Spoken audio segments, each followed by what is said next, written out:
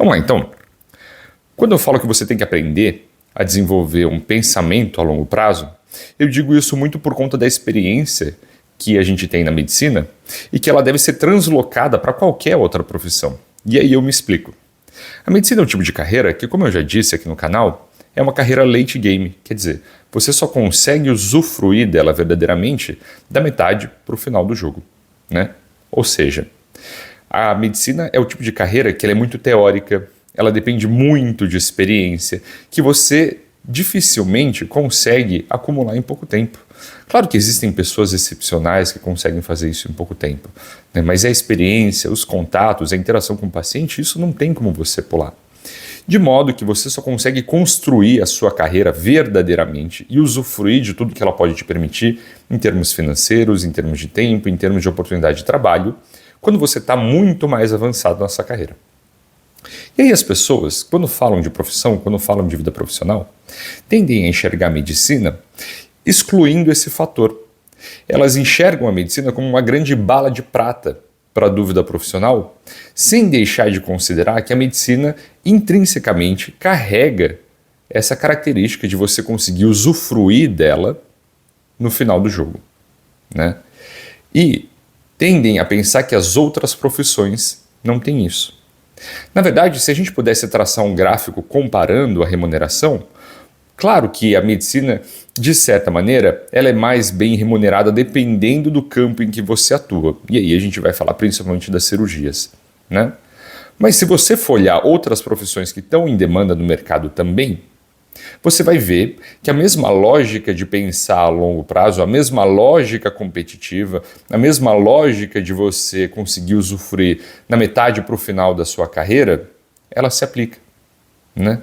Com a grande vantagem, na verdade, que em outras profissões existem meios de você conseguir pular passos, enquanto que na medicina não.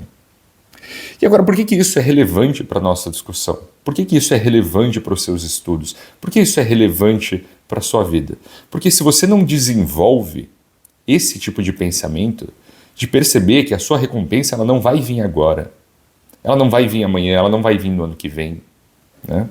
Você provavelmente vai se frustrar independentemente da carreira em que você decidir se meter. Então, a medicina ela não vai ser a bala de prata para suas dúvidas, muito menos para a sua situação econômica e social. Ela pode melhorar, né? Com certeza. Mas significa que você vai conseguir usufruir dela completamente daqui a 5, 10 anos? Honestamente, provavelmente não. Porque existe um tempo de formação longo para que você possa chegar lá. Assim como se você for pegar uma profissão, por exemplo, que estava em voga nos últimos anos, que é a profissão de programador, né? Dificilmente, em 5, 10 anos, você consegue usufruir completamente, né, daquilo que ele pode proporcionar. E eu já argumentei aqui, em outros vídeos, o quanto é uma carreira que ela é mais flexível, uma carreira que também tem outra trajetória que está em grande demanda no mercado, pode conseguir, né, um salário tão grande com mais facilidades ainda do que medicina, né? Desde que você invista tanto tempo, desde que você invista na sua formação quanto requer medicina, né? Mas se você não conseguir também transplantar, além desse esforço, além dessa dedicação, além dessa capacidade de fazer sacrifício para outra profissão, você com certeza não vai chegar lá. Você com certeza não vai conseguir usufruir de tudo aquilo que ela pode te proporcionar. E essa palavra de sacrifício, ela sempre é recorrente no meu discurso, porque eu acho que ela ilustra muito bem aquilo que você tem que fazer, aplicar na sua vida, né, para que você possa ter esse pensamento de longo prazo. Na verdade, eu acho que é bem a materialização, vamos dizer assim, do que representa o pensamento a longo prazo. Porque o sacrifício nada mais é do que você pegar uma coisa que é importante para você, né, seja uma pessoa, um relacionamento, um objeto, né, se livrar daquilo, se livrar é uma palavra ruim, desculpa, uma expressão ruim, mas abrir mão daquilo, né, muitas vezes matando aquilo, seja de maneira simbólica ou não, né, em troca de receber alguma coisa. Então você enxerga que em todas as religiões o tema do sacrifício é recorrente. Eu sou um católico cristão, então eu falo, né, do simbolismo cristão, mas quantas vezes, se você é um católico cristão também, quantas vezes na Bíblia aparece a figura do sacrifício, em que Deus pede que você faça um sacrifício em troca de alguma coisa maior, né? Em troca de demonstração de fé, em troca de demonstração de compromisso com Ele, né?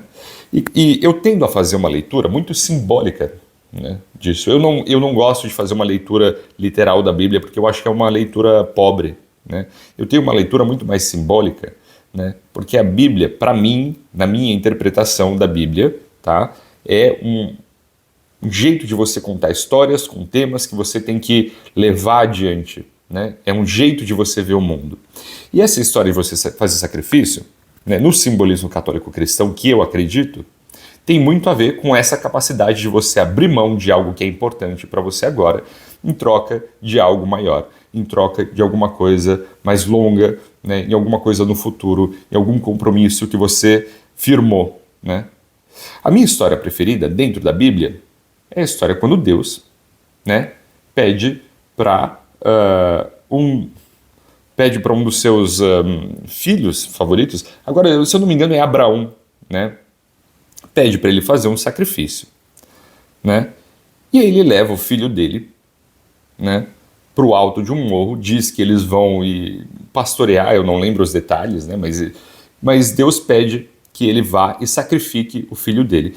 E ele, sem pestanejar muito, leva e está disposto a fazer o sacrifício. Ele está disposto a abrir mão do filho dele, que era a coisa mais valiosa que ele tinha, né, em troca de manter a relação dele com Deus, né?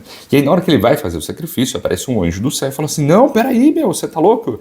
Né? Ele estava te testando, ele queria ver até onde ia a sua fé, né? Você não precisa sacrificar, você vai ficar com seu filho, ele é o seu bem amado, né? E você vai voltar para casa, Deus acredita em você, né? E você manteve o seu compromisso com Deus. Então vai para casa que Deus vai te abençoar.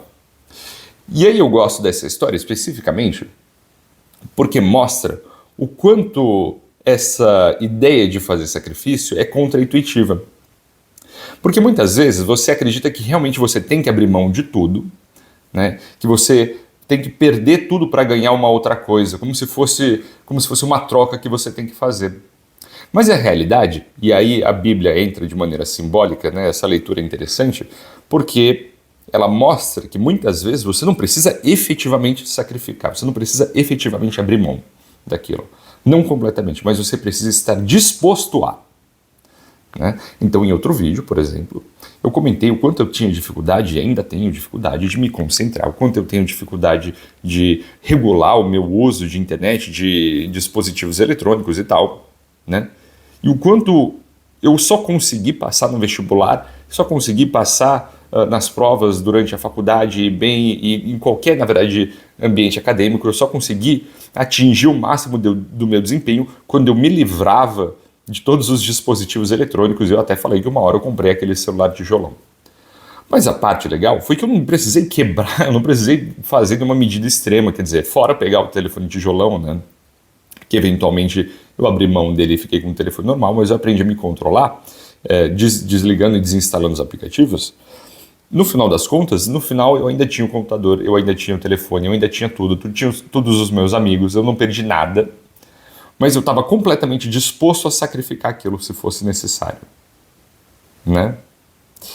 E aí, isso mostra um componente da realidade que a maioria das pessoas tende a ignorar, né? Tende a ignorar esse apego que você tem às coisas que você gosta e que é um apego que geralmente te impede de atingir o seu objetivo, né? De novo, dentro da medicina, é muito fácil você enxergar isso, né? A maioria das pessoas termina a medicina, começa a trabalhar com plantão, ganha uma grana legal e se contenta ali. As pessoas que decidem ir além na carreira, para continuar aquele jogo que eu falei que você usufrui só a longo termo, né? Elas abrem mão ainda dessa estabilidade financeira para receber um salário de residente, que não é um salário, é uma bolsa, né? Por mais 3 anos, às vezes por mais 4, 5 anos, porque muitas pessoas vão fazer subespecialização. Então você conta ali que se a pessoa fez 2 anos de cursinho, mais 6 anos de faculdade de medicina, mas se tudo der certo, mais 5 anos ali de especialização e de subespecialização, então são 5 com 6 dá 11, com mais 2 de cursinho dá 13. A pessoa abriu mão de 13 anos para só depois ela começar a usufruir. Né? Para só depois ela começar a usufruir, não, né? Na verdade, para ela começar a trabalhar e começar a ganhar dinheiro. E aí depois a carreira dela vai começar. Né? Mas é um jogo, é um sacrifício. E a pessoa tem que estar disposta a abrir mão. A recompensa lá na frente, ela existe. Vocês sabem, eu já falei aqui no canal, quanto que um médico em final de carreira, independente de clínica e cirurgia, mais cirurgia ainda, consegue ganhar por mês, que é muito acima da média salarial. Você pega uma pessoa, por exemplo, que está em outra carreira, ela não consegue fazer isso? Não é possível fazer isso? O concurseiro que está se matando de estudar, ele não está fazendo isso? Tá. Por quê? Porque ele não podia muito bem pegar uma outra carreira ali que paga bem, né, que ele está bem, está estável e, enfim, né, paga as contas do dia a dia e ele fica aqui? Ele não poderia, uma pessoa que também está em outra carreira não poderia fazer isso? Só que, se você não está disposto a sacrificar anos da sua vida, você não chega lá no final. Né? Muitas pessoas não estão dispostas a sacrificar, a pensar a longo prazo, né? E quer continuar vivendo a vida. E tudo bem, não tem nada de errado com isso. Né? Não tem nada de errado com isso. Mas você abrir mão da sua vida no sentido de continuar se dedicando por anos à sua carreira, continuar investindo no seu desenvolvimento profissional, fazendo cursos, passar por horas de desconforto, passar por solidão, atravessar tudo isso, para lá no final da sua carreira, daqui a 10, 15 anos, você conseguir usufruir ao máximo, parece uma troca justa. Parece uma troca muito justa. Né? E como eu disse, provavelmente você nem precisa abrir mão de tudo. Provavelmente tudo aquilo que você achava que ia abrir mão, no final ou antes do final, volta para você de uma maneira bem melhor. Né? É por isso que eu acho que essa leitura da Bíblia, eu acho ela interessante. Né? Ela não precisa ser tomada de maneira literal, você não precisa acreditar na Bíblia católica cristã, mas basta você pegar o simbolismo, basta você pegar a mensagem. Quer dizer, se você está disposto a sacrificar aquilo que é mais valioso para você, se você está disposto a abrir mão daquilo que é mais valioso para você em troca de um compromisso maior, em troca de uma coisa maior, né? Muitas vezes você nem vai precisar abrir mão daquilo de verdade, mas você só precisa estar disposto para poder passar para o próximo nível, para poder firmar seu compromisso. Né? Então a pergunta que você tem que se fazer, né, e a pergunta que eu constantemente me faço, é do que eu preciso abrir mão? Do que eu tenho que abrir mão agora? O que eu tenho que sacrificar nesse momento, daqui a 5, 10 anos? Né? Não é difícil você imaginar isso em termos materiais também. Quer dizer, você deixa de sair, você deixa de gastar, de comprar um telefone que você quer. Muitas vezes você deixa de, sei lá, de fazer uma viagem porque você está juntando dinheiro que você quer comprar um carro. Né? Ou você está juntando dinheiro para comprar uma casa. Né? Você está, não sei, juntando dinheiro porque você precisa, porque o seu filho está para nascer. E aí você não percebe que fazendo isso, né, começando a pensar a longo prazo, começando a se tornar uma pessoa que mantém esse compromisso com o longo prazo, você nem vê que o seu jeito mudou, né, que os seus maneirismos no trabalho mudaram, sua postura mudou, e aí de repente você percebe que vem uma promoção, as pessoas estão te notando diferente, alguém decide te oferecer um outro trabalho, daí todo aquele sacrifício que você estava disposto a fazer, de repente você não precisa fazer mais, porque olha só, de repente você está em outro emprego e você está ganhando melhor ainda. Né? Mas jamais teria acontecido isso se você não estivesse disposto a fazer esse sacrifício. Né? Eu passei por um momento também, depois de me formar, em que eu achei que não ia conseguir arranjar emprego. Porque muito dentro do meio da medicina tem se falado agora da saturação. E eventualmente eu vou vou fazer um vídeo sobre isso, sobre a saturação do mercado. A minha resposta para isso foi: se eu não conseguir trabalhar com o médico, eu vou trabalhar com o que der. Eu preciso botar dinheiro no bolso, colocar comida na mesa. Eu não posso mais depender dos meus pais, da ajuda deles, porque eles estão aposentados praticamente. E aí, quando eu decidi fazer isso, o que eu fiz, efetivamente, foi começar a mandar currículo para tudo que é lugar. Eu literalmente mandei currículo para pizzaria. Vocês podem dar risada, vocês podem achar patético, mas eu mandei currículo para pizzaria, porque eu pensei, se eu não conseguir emprego, eu trabalho numa pizzaria e tá tudo bem. Eu trabalho onde me der dinheiro, desde que seja um trabalho digno. Eu não vou fazer coisa errada. E aí foi mandando tantos currículos que, na verdade, eu comecei a conhecer gente. Eu conheci, na verdade, não diretamente, né, mas um desses currículos que chegou em um lugar nada a ver, chegou nas mãos de uma pessoa que precisava de um médico, né, e me contratou, que é o lugar que eu trabalho hoje. Mas que não era um lugar de medicina. Foi só depois que eu decidi fazer isso é que as coisas começaram a encaminhar. E aí, no final, eu nem precisei trabalhar na pizzaria, porque olha só. Aliás, para ser bem honesto, me recusaram como garçom em um bar, porque falaram que eu não tinha experiência. Eu fiquei chateado quando me recusaram. Mas eu não precisei trabalhar como garçom, não precisei trabalhar na pizzaria, mas eu estava totalmente disposto. Para mim não tem nada de errado, é um trabalho igual a qualquer outro, né? Então você vê que é só a partir desse momento, né? E você, com certeza, você tem múltiplas instâncias na sua própria vida em que isso aconteceu também, né?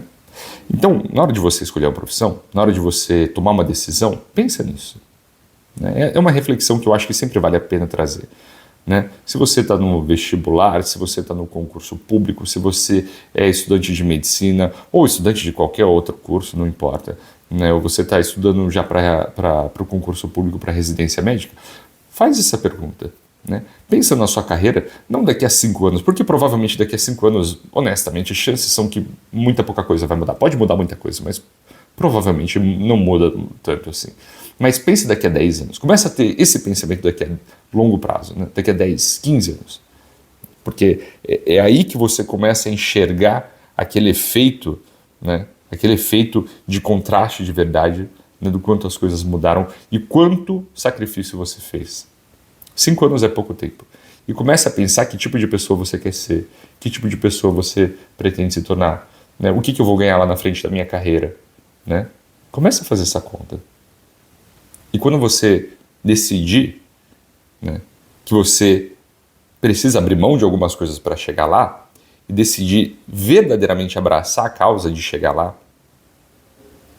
e estiver disposto a fazer o sacrifício necessário, é aí que você vai ver as mudanças começarem a acontecer. Mas você tem que fazer o sacrifício.